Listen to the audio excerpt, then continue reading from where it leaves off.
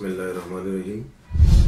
میرا نام professor doctor role امین درانی ہے، پیرس میں میڈیسن کا پروفیسر ہے۔ آج کل یہ جو ایک ایشو بنا ہوا ہے کرونا وائرس کے بارے میں، کرونا وائرس نے پوری دنیا کو لپیٹ میں لیے ہوا ہے اور بین الاقوامی طور پہ اس کو وبا ڈکلیئر کیا گیا ہے۔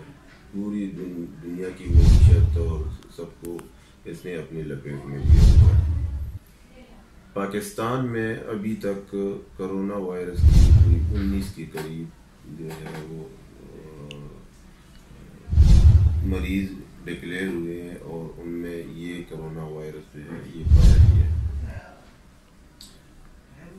کرونا وائرس کے لیے احتیاطی تدابیر یہ ہے کہ اپنے صفائی کا خاص خیال رکھنا ہے، صفائی اپنے ارد گرد کے ماحول کو صاف رکھنا ہے اور ضرورت کے مطابق اپنے ماحول میں جتنی بھی لوگوں سے ملنا جلنا جو ہے وہ بہت کم کرنا ہے۔ جہاں پہ اس کا ریشو زیادہ ہو تو وہاں پہ اپنے صفائی کا خیال رکھنا ہے اور ارد گرد کے ماحول میں ایک دوسرے سے ملنے ملانے سے پرہیز کرنا چاہیے۔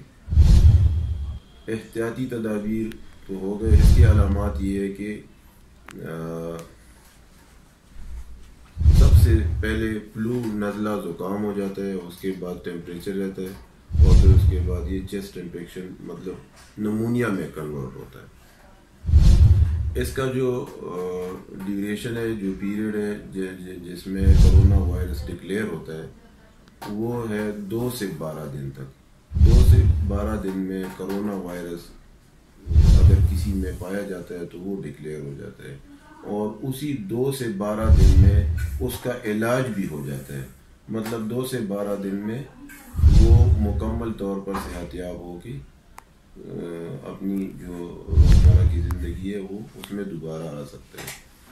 تو پاکستان کا جو انوائرمنٹ ہے وہ کرونا وائرس کے لیے ویسے بھی کوئی اتنا سازگار نہیں ہے اور پاکستان میں ابھی تک باہر سے جتنے بھی لوگ آئے ہیں اس میں کرونا وائرس ڈکلیئر ہوئے۔ ہمارے ہاں الحمدللہ سیکنڈری اس میں کوئی ابھی تک کسی میں کرونا وائرس پائی نہیں گئی ہے۔